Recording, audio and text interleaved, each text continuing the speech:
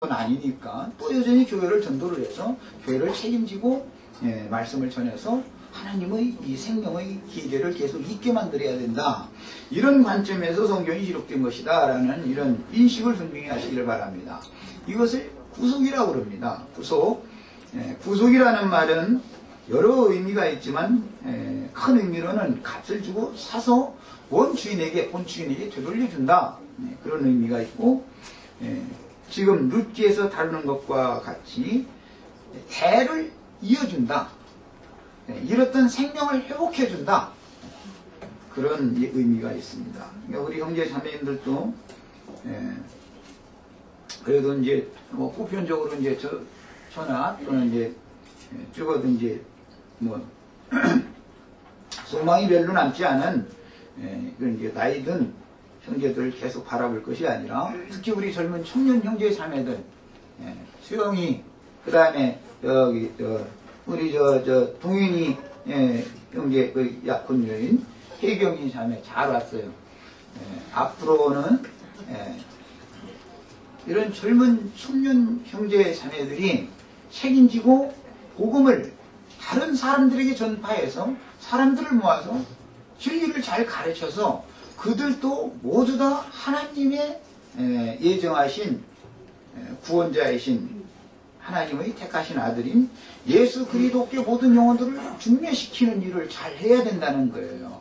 이런 일은 계속되어져야 되기 때문에 특히 우리 청년 형제 자매님들이 부담을 가지고 이런 말씀들을 깊이 추구하고 또 깨닫고 내가 가르친 것보다 더 잘 가르칠 수 있도록 많은 은혜를 주님 앞에서 구하고 받으시길 바랍니다.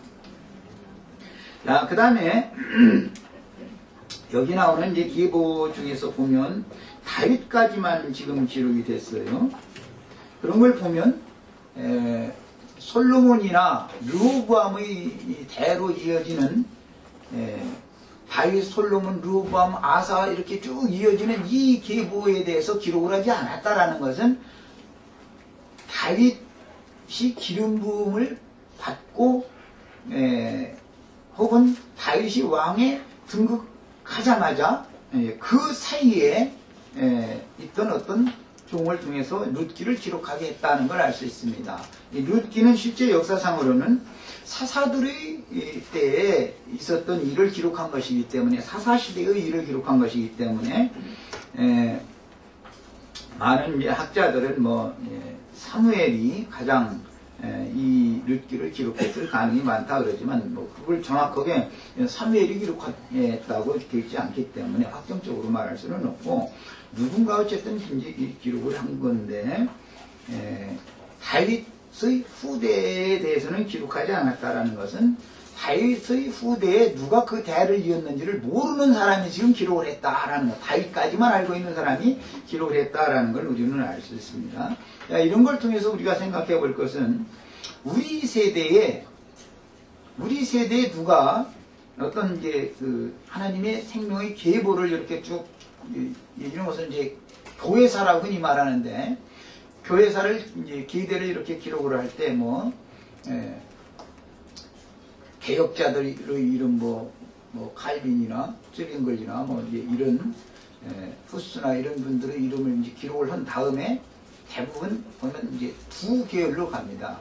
한 계열은 흔히 말하는 이제 기성교계 이제 그 계열로 교회사를 기록을 해 나가고 한 계열은 이제 그 다비라고 하는 형제와 뉴턴이라고 하는 형제, 그 형제회의 계열로 이렇게 계보를 이어가고 이 계보가 두 계보가 있습니다. 성경에는 늘.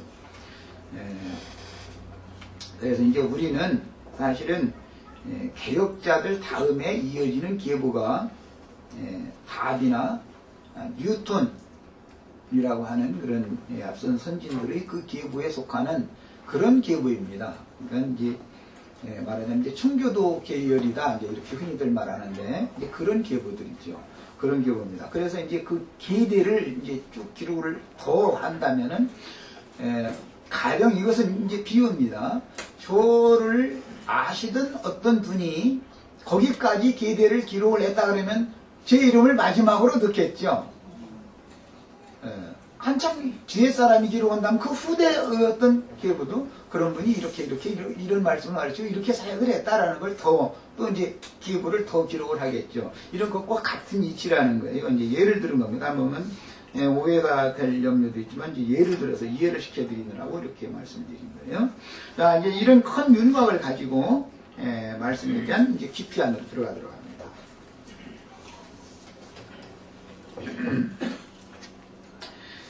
창세기에서부터 계보라는 것은 아담 자손이 가인의 계보와 아벨의 계보로 늘 두 계보가 이제 흘러나가게 되죠. 이제 암암리에 가인의 계보는 흥왕하고 세상에서 성공하는 계보고, 아벨의 계보는 가인과 그 자손들에게 계속해서 핍박을 받는 계보죠.